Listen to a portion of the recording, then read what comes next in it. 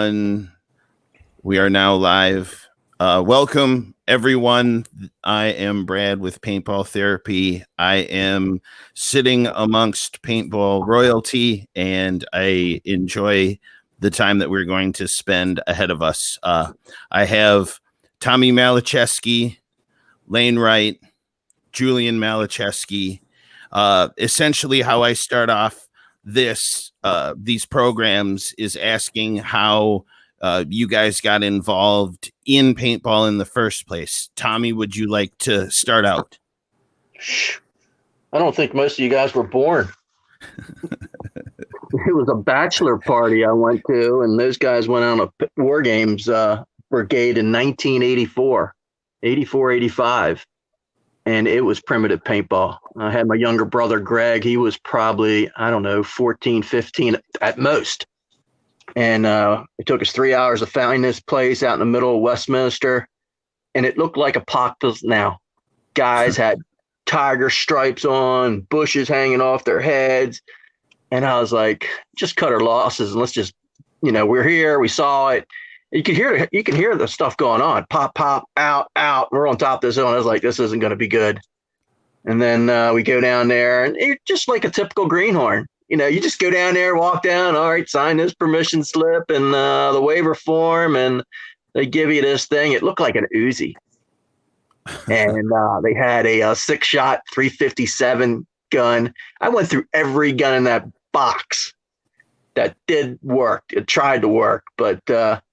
I played my first game. I found a big old briar bush. 2 deer jumped out of it. Played the 45 minutes. Didn't see anybody. Didn't hear anybody. My heart was pounding. Horn went off. Game over. I came out. Thumbs up. Looked at my brother. What a pussy you hit all day. And I was like, dude, I'm alive. And then we played the very next game, right? So they had headshot rules. Okay. So I go off on this trail, and here comes 2 of them jokers dressed in camouflage. Hey, they're coming up this trail side by side, countering each move, clear, coming up. And he got literally 5 feet from my stump. And I put that 357, I shot him on the inside of the thigh. He spins out on the ground, starts screaming like a 2-year-old. You shot me too close, you shot me too close. And the other guys yelling some other stuff at me. And I turned around, and he's booking down the trail, and I whack him in the back of the head. You shot me in the head, you shot me in the head, you're out, I'm the hell I am, you're both gone. And that was my first game of paintball, and I never looked back.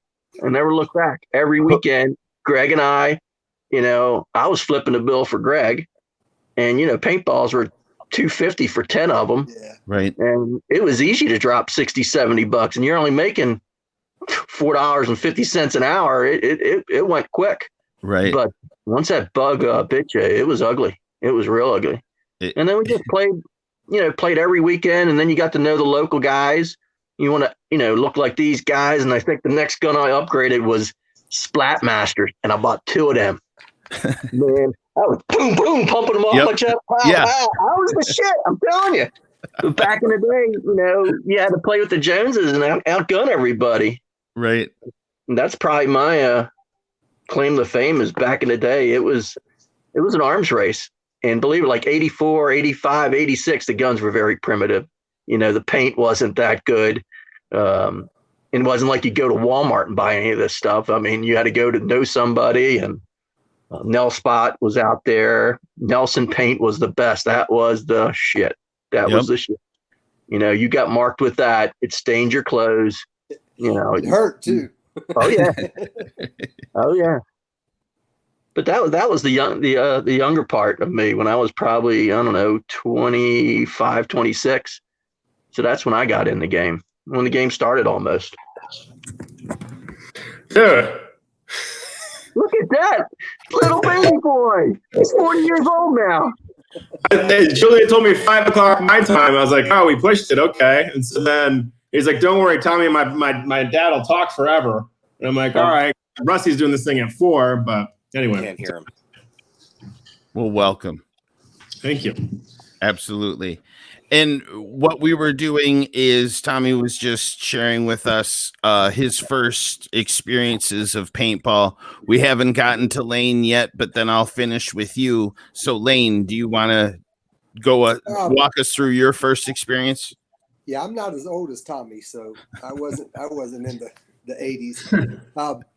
The first time I played, we played football every weekend. And actually a guy named Bob Long played football with us. And he said he was going to play paintball the next weekend. And him with 3 guys that were always there. So there was always a group of 20 of us that played football. And we're rednecks. We're in the South. Like we played football. And these idiots said they were going to go play some stupid paintball and couldn't come to the football game. So I was pissed off. And then they started asking other people to go. And people were saying no. People were scared. It hurt. It hurt back then.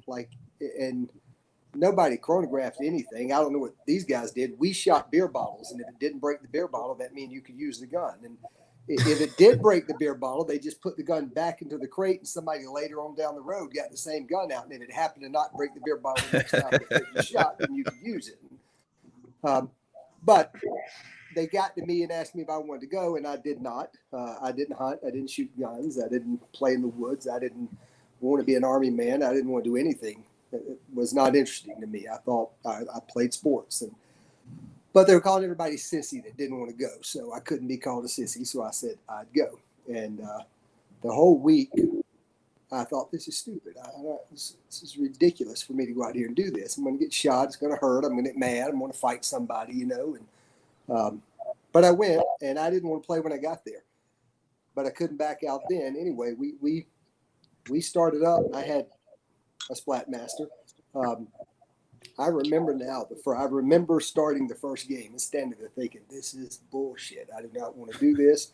And but I was fast. And I thought then, if I'm going to do it, I'm going to just, they yell go, and I am going to take off across the field, or I'm going to take off across the field. They yell go. I took off about 3 steps and stopped, started pointing the gun.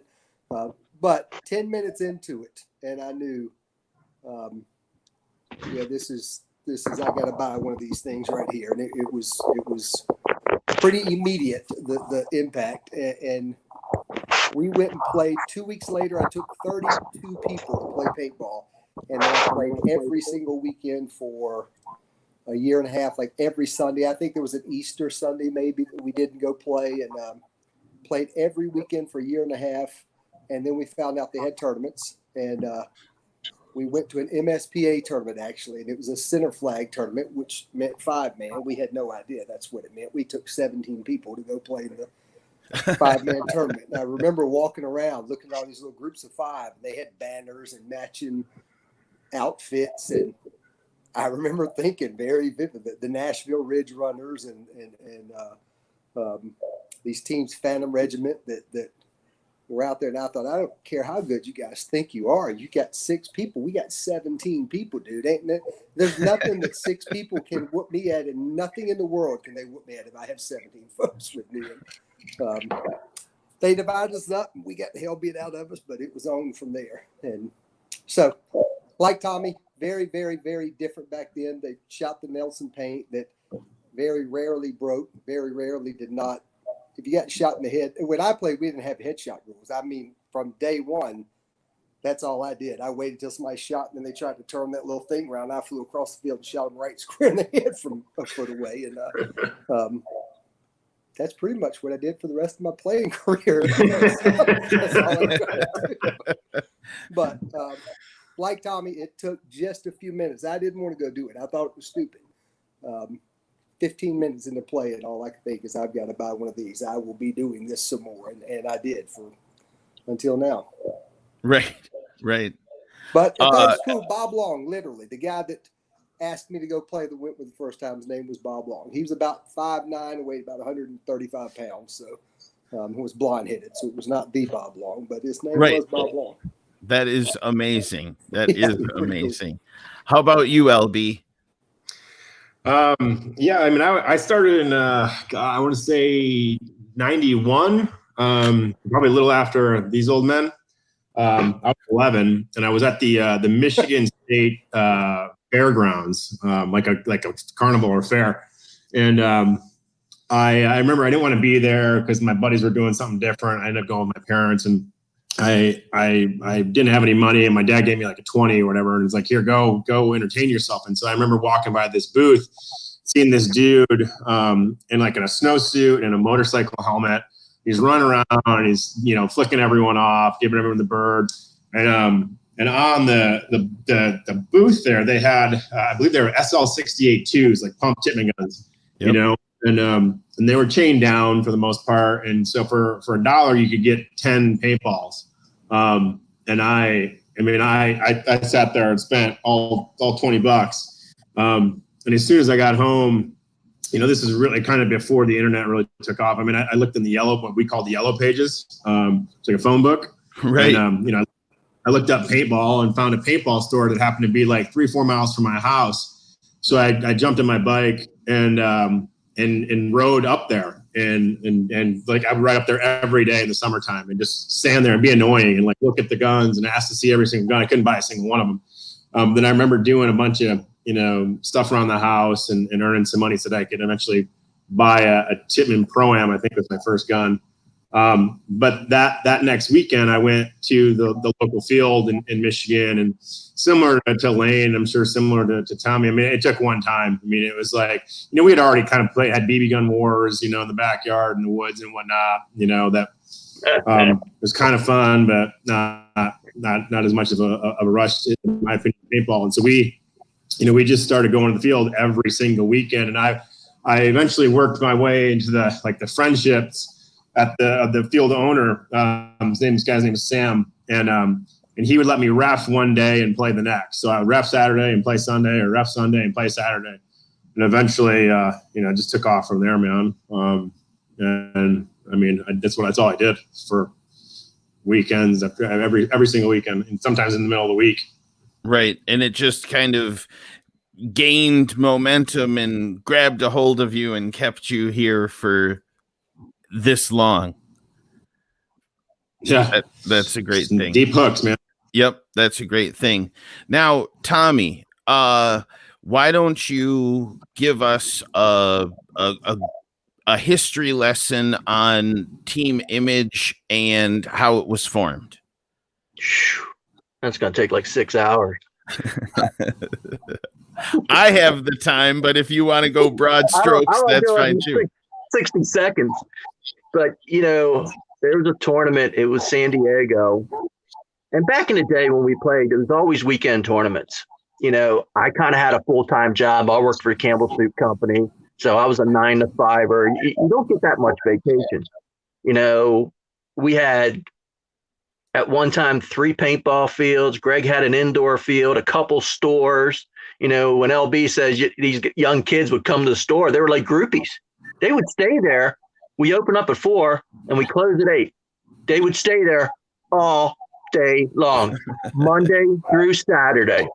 You know, and, you know, we put them to work and clean goggles and work on guns. And I mean, we brought a lathe down there, you know, turtles down in the basement with Justin, you know, carving up Bob Long guns and, you know, making cockers and all this other crazy stuff. But it was when I was playing with the All-Americans, and it was San Diego, and it was just taking up so much time. You got to plan your vacation. You only get 2 weeks, 3 weeks vacation. I love to hunt and fish. I'm not going to give everything up just to paintball. Right. And there's also a time when, as an All-American, I mean, we definitely put some stars on the back of that truck. Mm-hmm. We did. You know, the team that I came from were the Baltimore Rats, the Rat Patrol, and we went up to Sergeant Yarks. That's how we met the All-Americans, right. You know, and we're always playing 5-mans.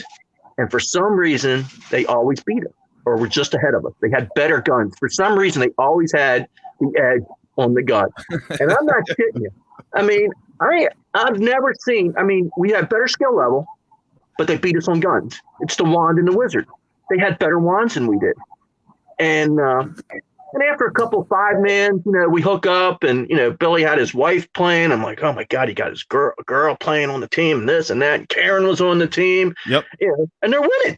Right. They are winning. They're putting W's up and, you know, winning $500, $1,000, you know. But eventually we hooked up with them and we were going to play a 10-man together. So I took 5 of my guys, you know, it was Greg, me, Richie was just too young. I think Richie was probably 10 or 11. You know, he's right on that curve. Right. Tracy Miller was one of them. They were all in the all A's twos as the team got bigger. But that breakup happened because, I just had a conversation with Billy. I don't have this time to go to San Diego. We used to go play on the weekend. Now you got to go out Wednesday, walk all day Thursday, play Friday, Saturday. We're definitely playing Sunday. There weren't many Sundays that we never played on. That's one thing. Wherever I played, I always played on Sunday in some shape or form. I never went to Disneyland on Saturday, ever. Yep. So there's a lot of teams that do go to Disneyland. That's the big joke out there. And then you leave Monday. So essentially you lost 3 or 4 days. How many tournaments can you go out of 5 events? I mean, you run out of vacation time. And I just said, Billy, I just can't get out there that early. You guys are going to have to walk the fields. And he kind of attitude and said, look, if you can't make it out there, have a nice day. Yep. And then within 48 hours, I said, see you later. Richie stayed with me. Greg went. And that's when that 1 year of transition where Greg stayed with the All-Americans and I started forming Image. And, Image formed in the paintball shop. It started right there. You build a team locally. That's your strongest team. That's your strong because you play every weekend. Every weekend you're playing Saturday and Sunday and something. But you're also, the kid's habits. You know how he walks. You know when he's going to react. That's when you get a good core. Right. So that first year out of the block, we had to go to Chicago. We signed up as amateur. And back then, take that. Back then, if you won your brackets, you could knock out a pro team. So, very first game. Now, I'm not shitting you. I didn't put this in the draw. Rennick probably had another. Dave Youngman. The very first game we got to play is the All-Americans. On the hill, past the door field. I remember that. Lane, there was no standing room. It was 20 feet. 100 yards of field, and you just had to stand on top of somebody's shoulders to watch this game. Yeah. And, Billy had Graham playing and some of the guys from England on the roster. And, one of their great plays was, believe it or not, was a dead man walk. If it's executed, it kind of works.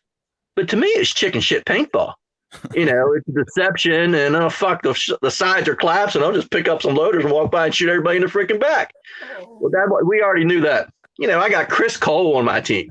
Right. I got Harry. I got Richie. I mean, I got Turtle and Justin, and I got a bunch of these young kids. They're 15, 16, 17. They're developing, but our first game are the All-Americans, and I'm not shitting you. That place was packed. There was nobody in the vendor's place. Everybody piled out on the field. And, of course, Greg's on the other side, right? And sure as shit, horn goes off. G1 Greg. Greg goes right to the sideline. And then it just started. And we just kept pounding and pounding and pounding.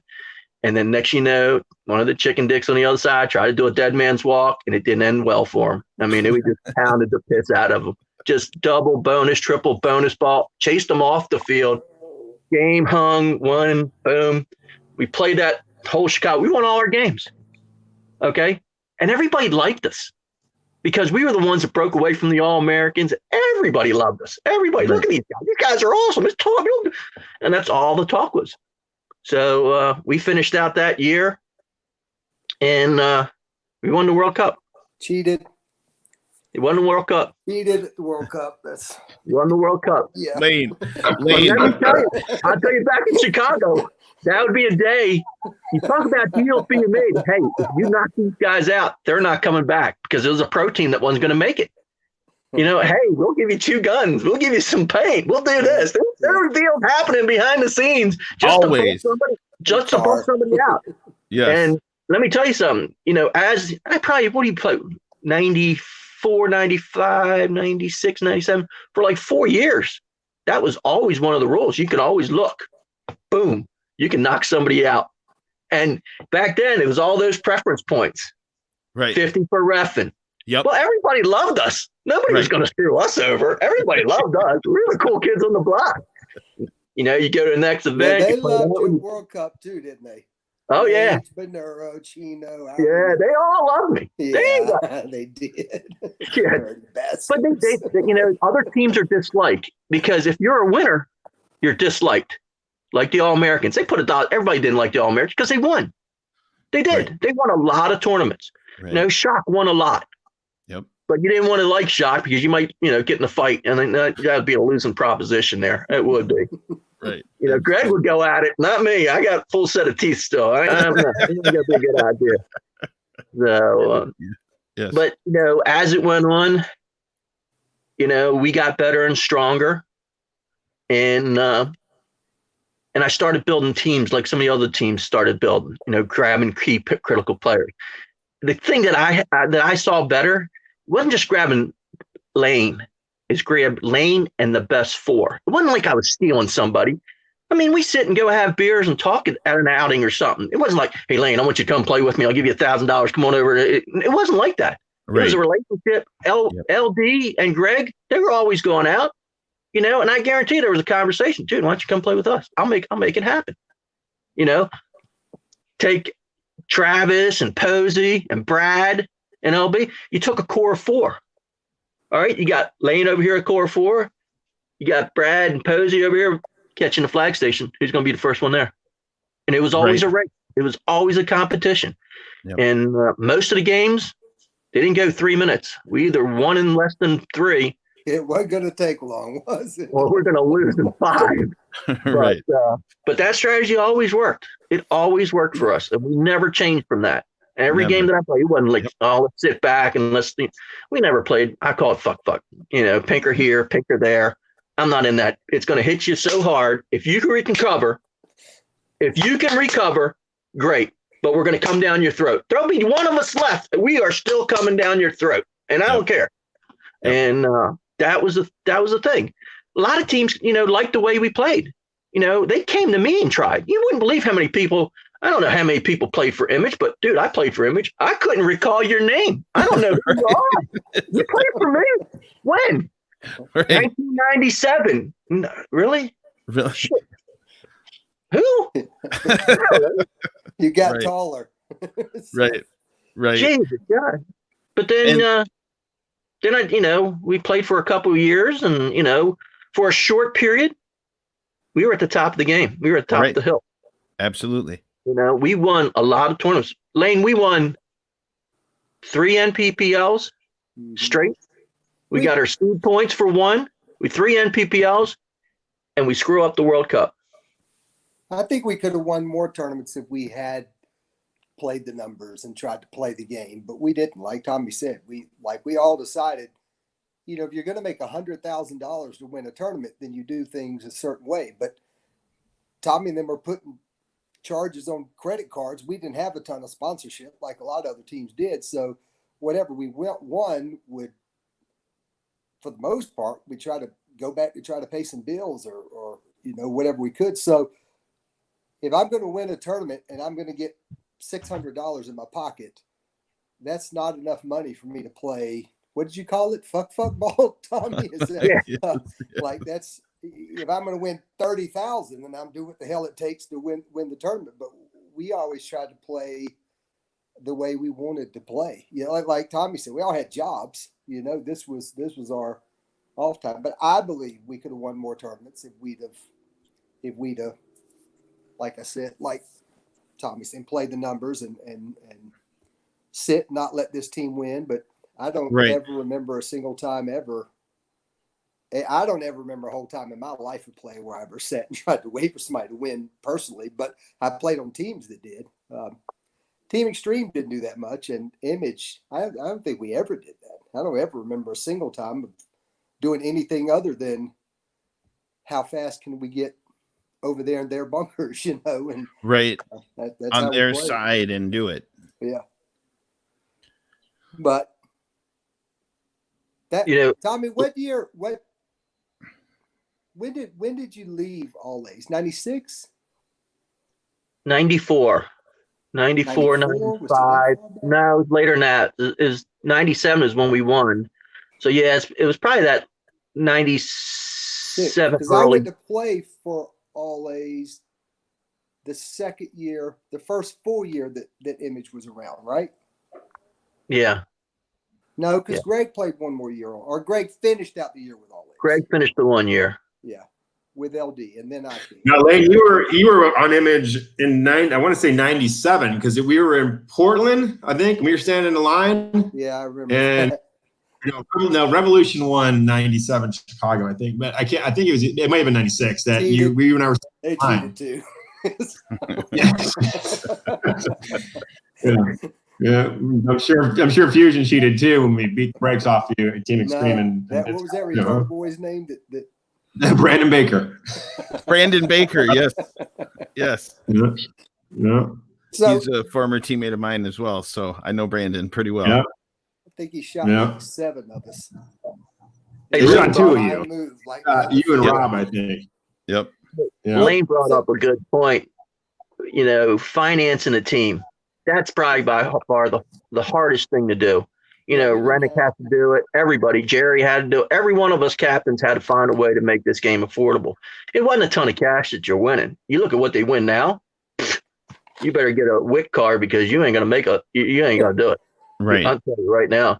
But back in the day, it was nothing to have 3 credit cards. Ask Opie. He was the mastermind of my personal credit cards of balancing, flying 12 guys. I mean, our best sponsor was John Gregory by far. Yep.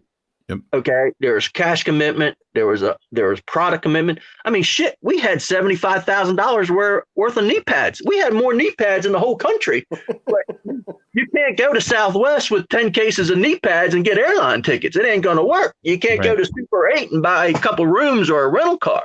So, we had. That is what we did. We had 13 players, 2 rooms. It's a couple of rooms. That's all we had. Yeah. Hey, at least we weren't like lockout. 13 players, 1 room, and 3 cases of ramen noodles. So, but that was probably the stressful part of balancing the budget. And if you win, and trust me, everything was about the win. 2nd place, I could care less. 3rd place, 4th place. I look at events now. I see all these people on Facebook. Congratulations, you got a 4th place finish. Hey, you did great in D4. I'm like, what the fuck is that? I mean, seriously, 4th place, D4. I mean, that's the sisters division. That's Right. 83rd, right? I don't know. I mean, back then, we never complained. Christ, Right. there was 17 or 22 or 33 pro teams. We went at it, have a nice day, and there was an amateur bracket. Yep. Have a nice day. But, we played for 20,000 first, 10,000 second, 5,000 third. That's what the math was.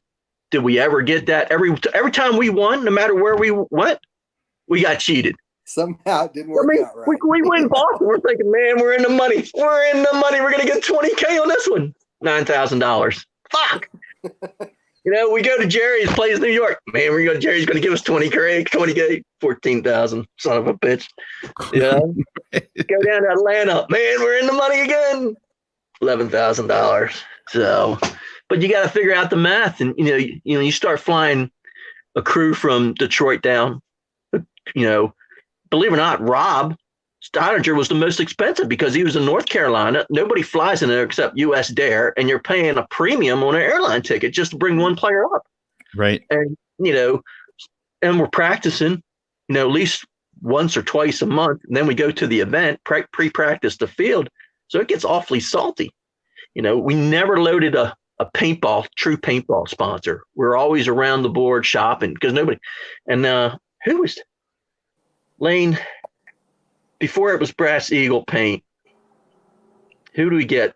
He's a black guy. Rodney. No, was it Rodney? Yeah, it's Nemesis guy. Yeah. Rodney Howell or Ronnie Howell? Ronnie Howell. Ronnie Howell, yep. Gave us our first $1 million paintball deal. That extended the life of our team. That really did. Yes, we got money from John Gregory. That paid for the entrance fees, the rental cars, and the hotels. Now we can play the game.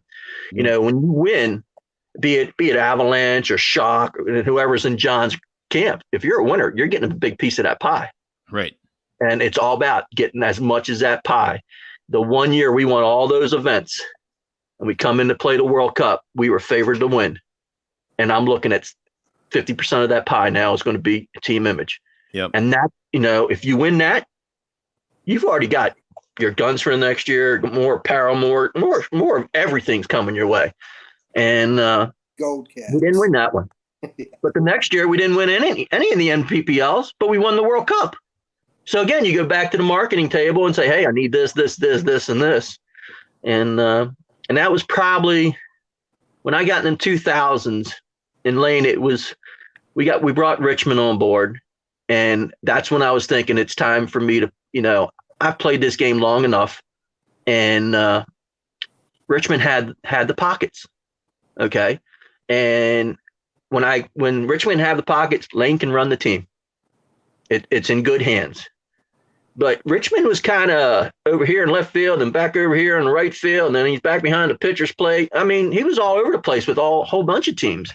But the longevity of a team is how much money you have. Yeah, that's it. That's the longevity. In the end, that's like we had a gathering of people that, for the most part, we just wanted to play paintball. We wanted to compete. We wanted to be good. But then in order to stay at that level, you had to start doing business things, and we weren't ready for that, I don't guess. Just wasn't in the DNA of the team at the time but Tommy was gone. I'm trying to pretend to know how to run a team. I didn't have a clue. I went and, like Tom said, I went and got a credit card. I've got started a brand new business in North Carolina. I've got a pregnant wife, and I went and got a credit card. And next thing I know, I got $24,000 charged on a credit card that my wife doesn't even know that I have. And I thought, hey guys, this is not working. And so we had to start doing things that we had to play with the Matrix. Which was a really good gun as long as you weren't going to shoot more than about 315 balls in the game. But a lot of things happened that we weren't ready for. And piece by piece, people went away. And now, like, one of the most fascinating things that I have with the experience of the Image team is just that philosophy that you were talking about. And this is, transcends any generation of Image from way back when to the ICC finish that you just had in second place. It's that pace, I would call it, Tommy, where you were saying that you're going to just go at a breakneck pace down the field, but quick but calculated. Could you tell me where that came from? It's all homework. Always that calculated. I'm just gonna let you know. There's no calculation. You just grab yourself, hold yourself by the balls, and go. So, and Brad, I'll tell you straight up, Lane, I need you over here. Can you make it? He'll look back at me. No problem. Paul, I need you to be in front of Lane, and you got to go a little bit farther. There's a time we were in Vegas. Half the team shred their packs. We're playing Rage. Of all teams you want to play in the ditch, in that sandy soil, in the vines and trees, is Rage. And we have to win. And we have to pull a play out of our ass. We walk around, we call a big old dust cloud right through the middle of the field, and we split that field. The game was over in less than a minute. If you stood on top, you watch that game, you're like, holy shit, you go down at our level, you couldn't do shit. Brad, we played. A lot of people play, they're looking for a reason to go, and we would go until there was a reason to stop. You know what I mean? So it was a different, and we had probably 7 people on the field at any point in time that's the way they were going to play. And for me, it was pretty simple. We're going to lose people. You know what I mean? We may lose 5 people, 6 people, and only shoot 4 people. But one of our people is going to be behind the other 5 people, and it's going to be a problem, So right. Us, it was we had a whole team full of people who were not scared to go die to make sure that we would win. And what was that, Vegas? Or is that Joy Division, Lane? When you ran in Vegas, we played Joy Division when you ran to their bunker and you thought it was yours? Yeah. Calculated. That's awesome. You No, made it it. was SC You won. Village. It was SC Village. Yeah. That's SC where- Village. Yeah, it was on Hyperball. Yeah. Yeah, I And you did. literally ran not just to the 50. I ran to maybe a row. I don't know. If you're going to do yard lines, I may have ran to their 30, but I didn't mean to. Rob Steininger twisted his ankle, so I had to go play his side of the field. When he showed me where he was running, I got confused because, I mean, I ran so much faster than him. The things went by me like. Right. I was literally running to the bunker, and it was Max Lundquist was running to Yeah. the bunker, and I thought, look at this European idiot right here. He thinks he's going to run to my goddamn bunker, dude. Are you crazy, man? I had no clue. I'm completely on the total other side of the field, running to his spot.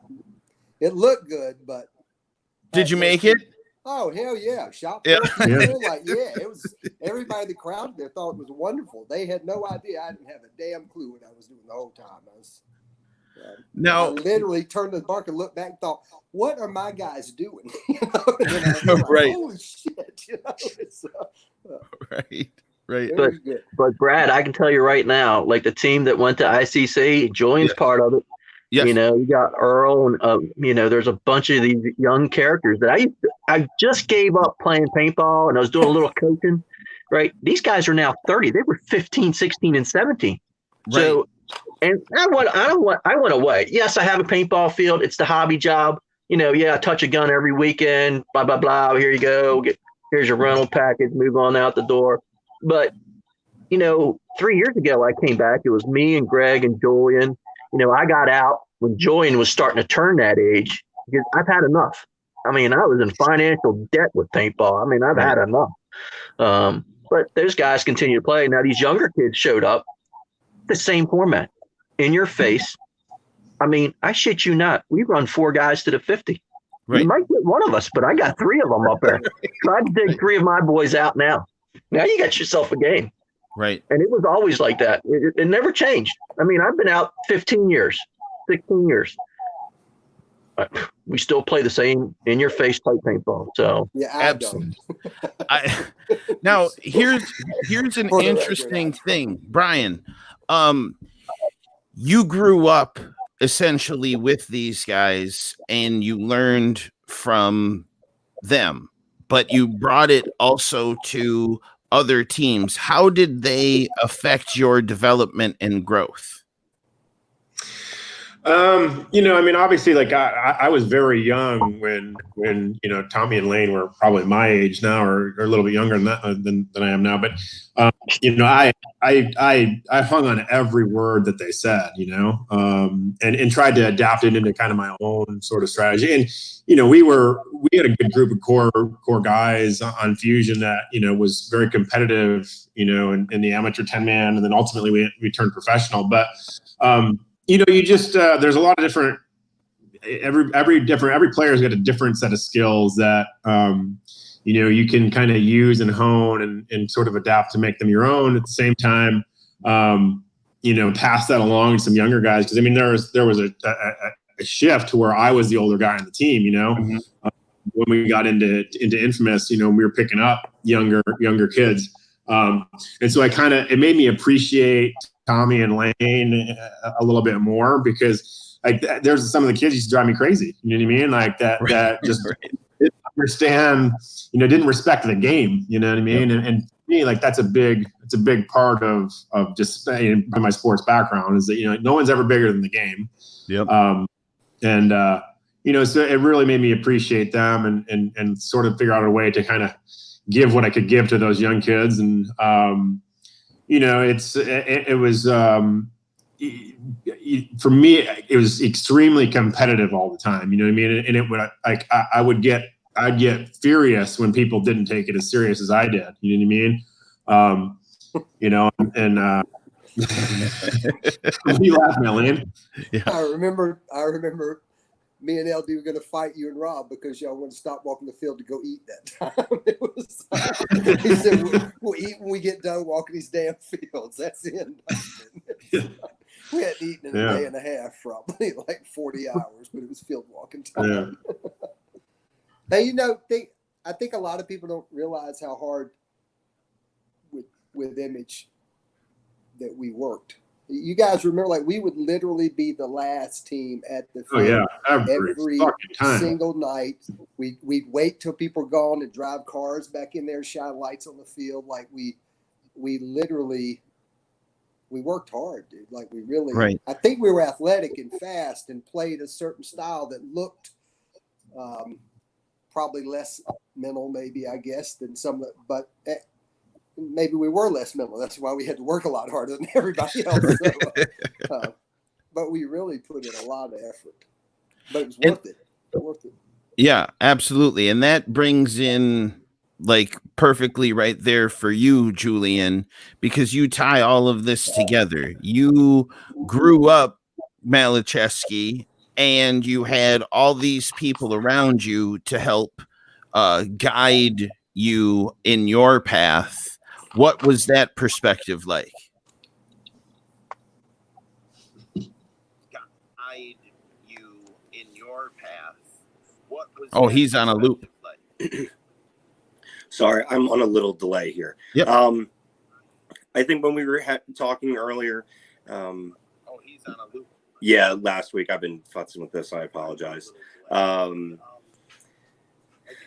It's really humbling. I still am trying to grasp it because I am able to communicate with a lot of people that I grew up with in a way that not many people have this opportunity to do it.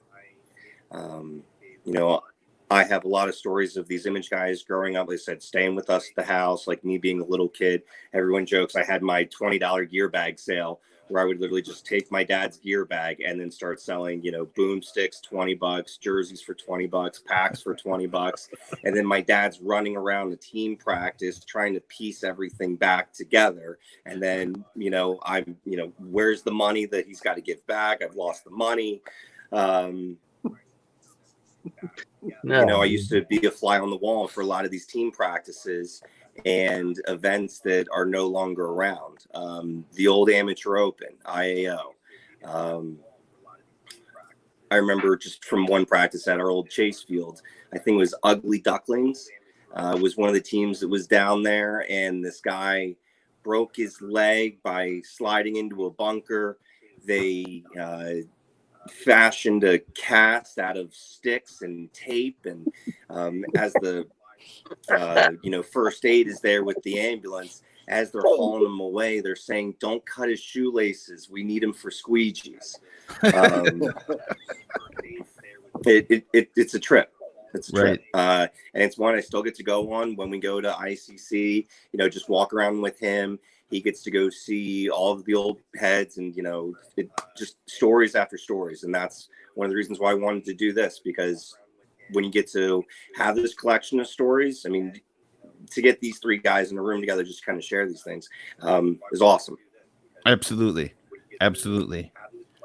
What was the greatest tournament ever? Tommy? Oh, Boston, by far. Jesus. 99? I don't know what it was, but it was by far. And I Not kid even you the not. paintball. I'll tell you that I can say that was the one tournament that we did not focus on walking the field. Walk the field, okay, fine. There's a tackle shop, a fishing shop up there. We spent more time and energy to roll that minivan to that tackle shop. 5 guys jump out of one minivan, 5 jump out of another van. We're buying $25 fishing rides, buckets of minnows, and then we're doing 70 mile an hour down a 30-mile zone to get to this circle and running through neighbors' yards, all fishing. And we couldn't care less about paintball. Here's land. I got a 2-pounder, 3-pounder. Ricky pulling them out over there. That had nothing to do with paintball. It was the best time we've ever had. It was so good, dude. And we won. And we won. Yeah, right. We won. Yeah. Yep. You It's know, literally the least amount of time I ever spent at a tournament in my life. And we won. But God, we caught some fish, dude. by far, out of all, I mean, we go all over. I mean, we Think get a about chance. 15 people still in paintball uniforms with rods and reels, creeping through a neighborhood, sneaking through people's yards to get to this. What do you think? That was an 8-acre pond? Yeah. And everybody's got their little spot. It's like the parrot, dude. Go find your own spot. Keep going down there. Surrounded that pond with rods and reels, still in paintball outfit, just catching the hell out of these people's fish. And then we knew we played the morning session. The afternoon, we didn't watch field. We were back at that guy buying his minnows out, running our ass back down there, and we come back around 6 o'clock. Well, what happened? All right. Yeah. Guess these are guys in my division. How did we find that? Did we just go to a tackle shop and they put us out? Told us. Yeah. Oh, yeah. Little boy there said, "Oh, you want to catch the bass? You want to catch the bass? I'll tell you where to go." And he did too, Jack. It was on. That was unreal. Is this the accurate year of things that you're speaking of? Because I believe this is 99, which all of you are in. Yeah. Yeah, that's in Boston because that was Yep. Boston in 99. Yep. Absolutely. That's fantastic. Great fishing. We Great got the piss out of people. Right. Hey, also, for the record, first person shot from a dead box, Boston. Will Arroyo. I heard. First person that swam the British Channel. Allegedly. I ain't saying nothing, but Bruno, goddamn, I'm glad you didn't have water wings on or something. Well, Tommy, you remember Bruno went and bought the All A's camo from their booth, from the Smart Parts booth, bought it so that he could wear it, so that he could get out of bounds, run down the channel, and then come up behind him in their camo, shot everybody, and then do you remember after that game, he came off, took off the camo top, and lit it on fire in front of him. Allegedly. We don't have any proof. We don't have any proof. But I'm telling you, it's a hell of a story, and I love it. Yes, absolutely. And that's just one of the things that, is a layer to this game. The years and years that we spend together competing, the amount of stories that you hear. Sometimes they change a little bit. Sometimes they get a little bit more humorous, but it's telling the stories that are important. I mean, I really believe that very much so. And Gary's been he's in tears over here from the story. I love it. Gary's probably going, "Ah, shit. Wait till I get on this podcast next week. You're going to burn your bridge." Right. But you know, Brad, one thing as being captain, when I played with all these guys, we could lose 3 or 4 or 5, 6, 7 guys. We're going to win that game. Right. And that's how comfortable I felt with playing with these guys. I'm telling you straight up, we were down 2-on-8, me and Opie, and guess who won? Yeah, me and Opie. Yep. I don't give a fuck. We're going to win. And anytime I had confidence in every one of them ball players to pull and hang that flag and put a W on our column. Right. Every day I walked on the field. And, like Lane said, it was a time clock. Right now, these next 3 days, you're on my time clock because it was my credit card. And I explained it to them. Crazy one night they spent more time making a water bong and I busted them. The freaking 5-gallon fucking water bong. All right. They spent more time making that. Nothing to do with that. Allegedly. Right? And I'm saying, I'm more worried about you have enough 9-volt batteries. Everybody's got squeegees and stupid shit like that. And they make it big ass water bong. Full on MacGyver mode. Full on MacGyver. A 5-gallon water bong. I mean, holy Jesus. I mean, you're talking Cheech and Chong stuff.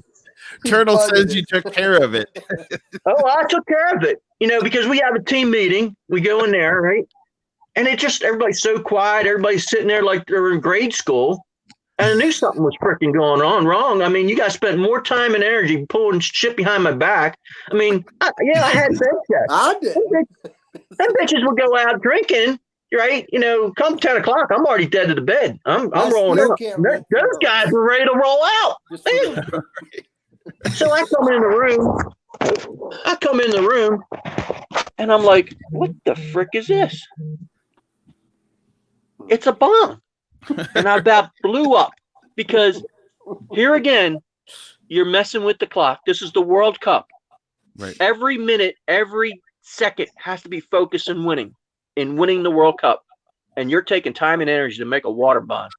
And I just sat there about ready to kill them. Ready to fucking kill every one of them. To be clear, me and LD had no So, part in that. No part. It's serious when you come to this level. before us. It really is, because it is all about winning. There's no second place. You know, Justin and Mike played. It was all about the touchants. They know what the touchants is. It's the $1,000. You got it if you won. You didn't get it. Second place got you nothing. They didn't get you a pat on the ass. Right. I don't think we even went on. I don't think we even gone on stage for them second and third place things. That was like tail between the legs. Yeah, third place, big freaking deal. Holy God, shit! I'd be so mad. Now, Fuckers fucked us Tommy, over. finished Them third, refs, I'd them be son of a so bitches. Tommy, the room is clamoring about this, so I'm going to bring about the van story in Las Vegas. Oh my god! I have Turtle and Mark asking for a van story. I think hopefully it's the same. So you guys rent a rental car, and they ask you about insurance, right? Why would you need insurance? You're going to return it. It might get a little paint thing. Go in there, take it to car wash, hit the vacuum cleaner. It's back perfect. Right. Never get insurance. Nah, Tom, I think you should get insurance. It'd be a good idea. Nah, it's an extra $20 a day. Now the rental car is going to be $650. I was like, nah, I'm not getting insurance. Next thing you know, guys come back. They're sweating. Something went down. Like they got in a fight. Something went down. And they're all like, dude. Okay, what's going on? He goes, we broke a window. Okay, what you break a window? We broke a minivan. I was like, how the fuck you break a window in a minivan? How do you break a window in a minivan? Well, they're out horsing around. Somebody's ass went, hit the brakes, and next thing you know, it's not the front window. It's the side sliding door window that goes boom, gone. I come out there, sure as shit, the window's gone. I said, should have got that insurance. I should have got that fucking insurance, right? And they tried to hide it from me, all right? And I was beside myself. I mean, if the Cobra strikes when the hood's up, Right. the blood vessels pop out on the forehead on a Malachevsky. The veins pop straight out, and they're going to strike. Somebody's going to get whacked. So, I don't know who it was. It was a whole bunch of them. Turtle, they were getting Harry. I don't know. You're getting a place to get a window put in overnight and all this happy horse shit. And, of course, I get wind of it, and I'm about ready to lose it. I'm about ready to rip everybody's head off. So, yeah, they had a fun old time. And from that point on, you got insurance. You got insurance every time. You got insurance with that crew. Absolutely. Now, Lane, tell us, you also have a paintball field. Can you tell us a little bit about that? Because your journey in paintball has taken you many places.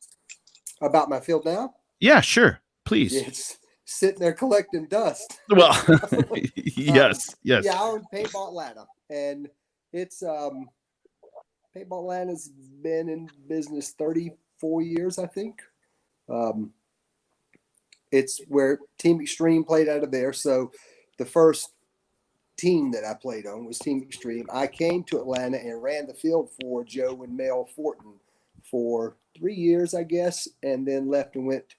When I went to play with All Americans, I went and worked at Smart Parts. But as I went to other teams, and me and Rob opened Paintball Central in the Carolinas, then I moved back to Georgia when my son was born, just to be back home, but I was running PSP. So I literally had no contact with Georgia Paintball at all. I didn't know people. I didn't know the fields. When I bought Paintball Atlanta, it had probably been 20 years since I'd been there. But Mel, then they were going to shut it down if she couldn't sell it. And PSP went away. I bought Paintball Atlanta, and I'm not trying to put anybody down, but it was in really bad shape when I got it. Reputation wise, everything was in bad shape. And so 5 years, I guess now I've had it. And we were doing really, really, really good until about the second week of March. And now I don't know what the hell is going to happen. But Right. And that's that's a concern to a lot of people in the industry about the fields, about surviving in the stores. And I know that the industry is trying to come together.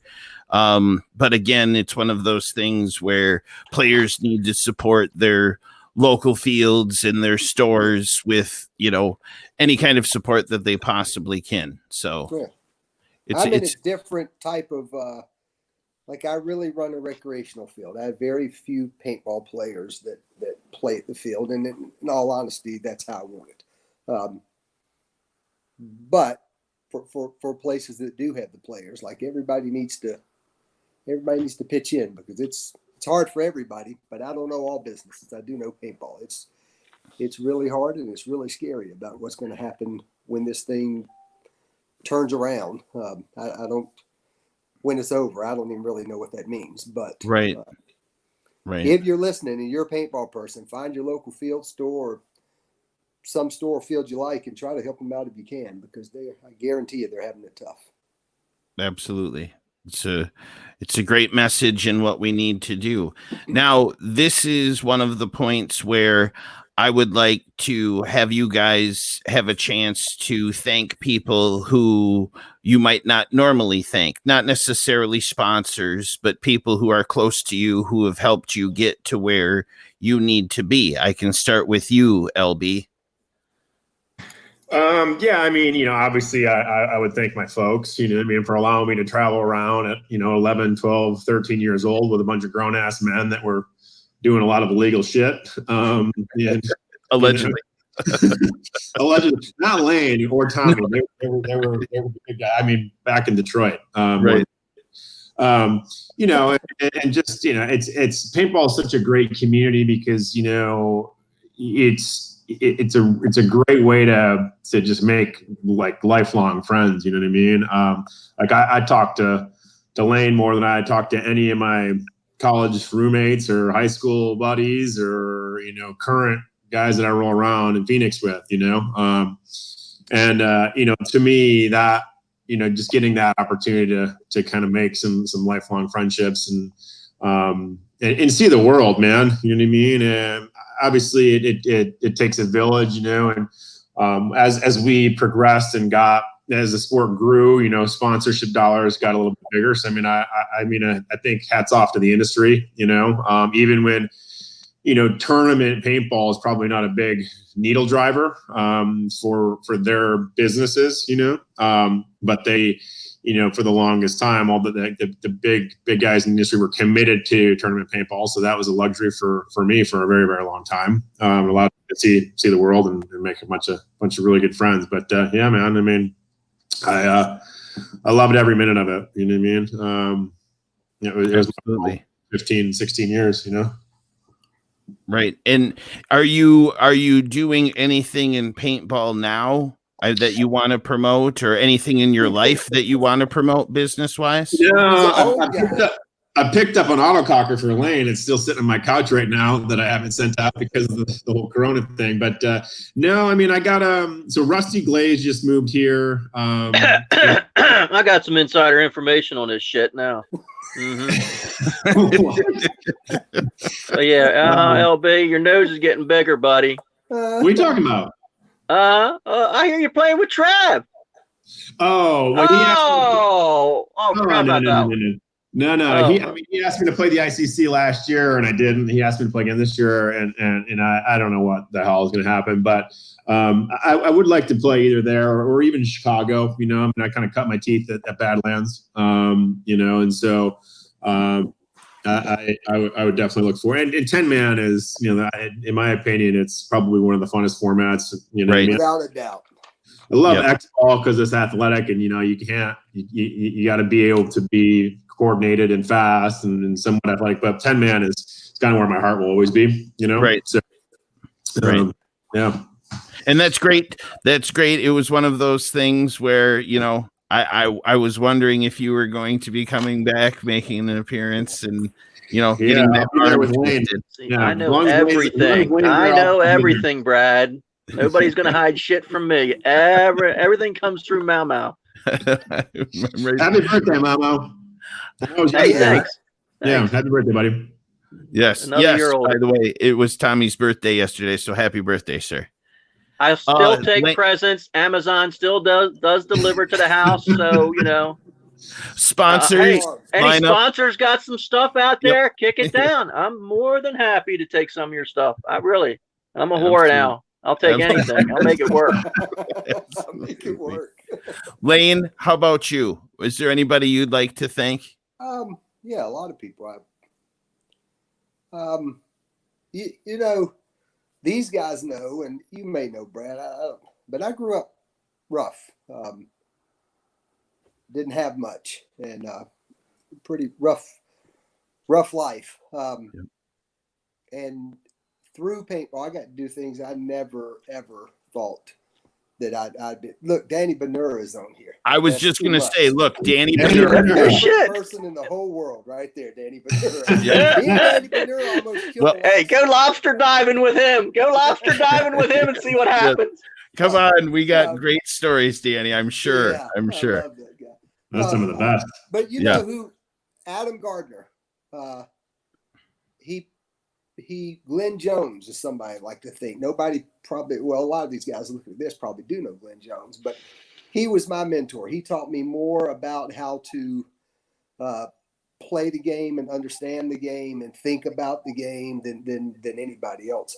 But from there, Adam gave me Billy. We went to Paris. They flew me and my wife, girlfriend to Paris to try out for the team, and we made it to the finals. In the finals, we played either Tauntaun or Camp Tiger, some French, whoever we played, their other team was reffing.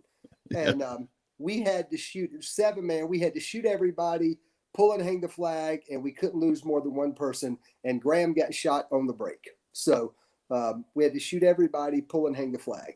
So I crawled down the right tape and shot all 7 people and pulled and hung the flag to win the tournament. Afterwards, Billy told me, I appreciate you coming.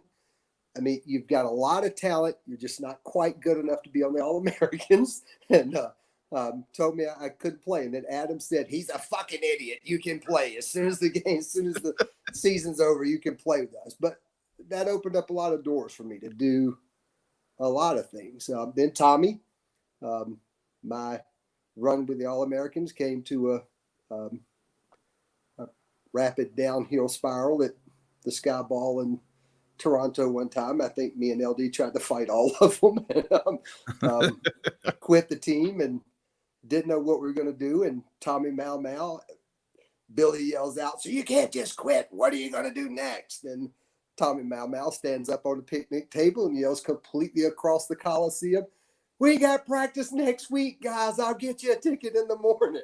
So, we were on image. So it was, and then Tommy decided he had enough and gave me the opportunity to be the captain of what I believe was probably maybe not the greatest or what I believe the best. I believe that those years in there, I'm not good with the year numbers, but 97, 98, 99, whenever that was, I believe that when the team image that we were a part of, when we were playing at our best, I don't think there's ever been a team that could have beat us. We didn't always play at our best, and the way we played put us in jeopardy more often than other teams. But I fully believe that when that team was playing at its peak, I don't think there's anybody that could have beat us. And Tommy gave me the chance to be the head of that team.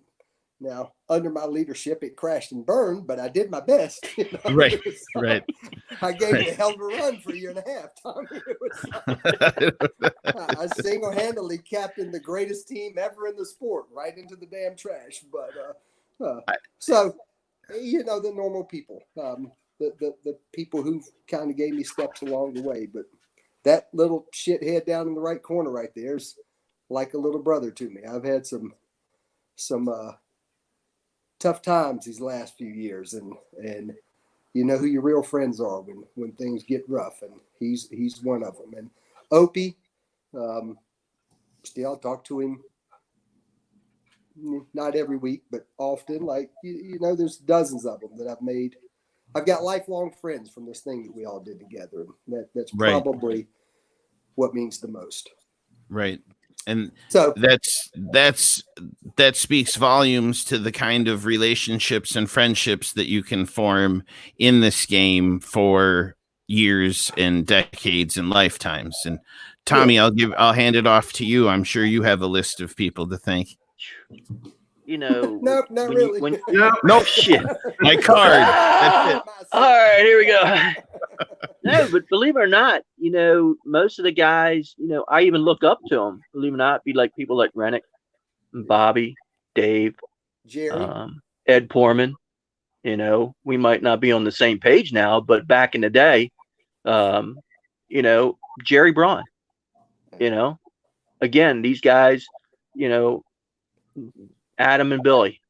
You know, the competition that we had between each other, the knowledge that I got from playing on the All Americans moved the needle for us because they had the equipment, they knew how to tweak the stuff, and that just moved team image along. I mean, there's so many people out there. Oh, I mean, I'd have to get bozo badges to remember all those names. Right. Chino, Danny. I mean, come on. When you invite these guys to go fishing and catch 30-pound rockfish in the Chesapeake Bay and play avalanche for 15 games in the woods over by your house, you know, Danny and God, half of Ironman coming over to go deer hunting.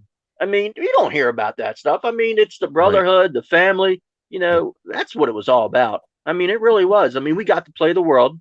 You know, some of us got to go to England and France and Germany and Sweden and Australia, Curacao, all over on paintball's dime. And it was a great time. It really was. There was a lot of great people. 3 years ago, I came back. It was like a hug fest. It wasn't just, you know, it really was. And it got better every year. The first year was 18 teams. The next one was 54.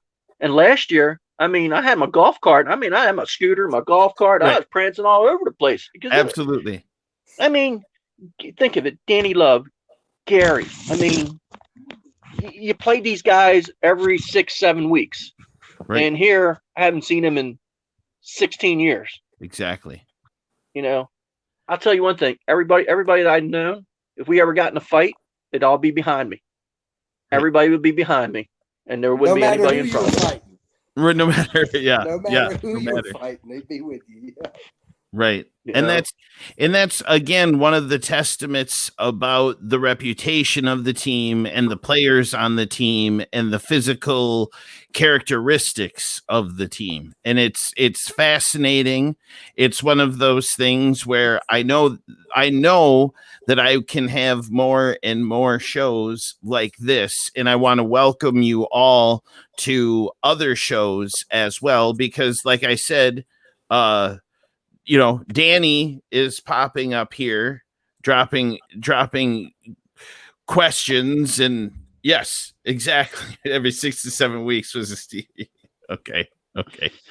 But it's about getting the old guys back and telling these stories and sharing them and bringing everyone, especially in this time. I mean, it makes sense that some people are stuck at home, and it gives us a great time to reflect and look towards the future and give respect to the people who came before us. So again, I want to thank all of you for being here. We'll do this again in many different setups. I've been getting private messages about guys that want to come on and talk with or against you, debate maybe past performances. So again, it's all you, Lane. Yeah, it's a fantastic thing, and I thank all of you for being here. Brad, thank you for the opportunity. I mean, you're right. We're in a bad time right now, and it's nice to get see some of these guys and everybody's, Facebook friends and staying in touch. And in a couple of weeks, hopefully we can have the ICC again. Cross our fingers. This thing blows over and we get to see each other again. Exactly. So it's going to be like a big family reunion festival all wrapped into one. Yep. So again, everyone, I want to thank you for coming in, and we will hopefully do this again, not in another 15, 20 years, but sooner. Right on. Yeah, I might not be here on that one. Yeah, if it's 15, 20 years, I'm out. Right. Thank you guys very much. Thank you. guys. Right. for having Thanks, me. Liam. Absolutely.